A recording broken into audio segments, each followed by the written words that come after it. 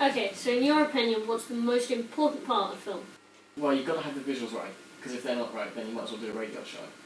So you mean like getting the camera right? Oh yeah, definitely. And even things like what equipment to use, you've got to have high definition. I don't understand people who film it on their tacky little camcorders and camera phones. It kind of destroys, no matter how good a piece of cinema is, you have to have it looking good. But then equally, the sound, you really want very nerdy people editing it together. Now I gotta say, you've got to get the edit right. The fast edit for a fast pace, whereas it's a lovely romance, you've got to get it nice and slow, get the pace right. Yeah, but there's a balance, because if you go too far with it, like when first editing came in the 80s and they had all this jazzy stuff whizzing across the screen, like lasers over here, and it was very confusing, so you've got to have someone who has a bit of self-control, because it's so tempting to go too far.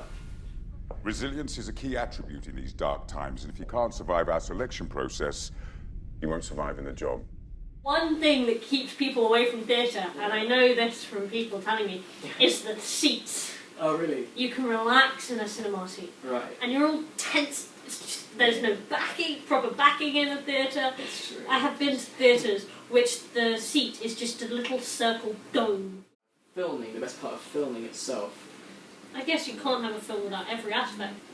Without the actors, you can't have a film at all. Without the music, you can't have the effect. Without the camera, you can't have a show. But without the writer, you don't have a story. Well, right, it's interesting to find out what that line is of how many of those things you can skip out. I guess it just has to work with the film.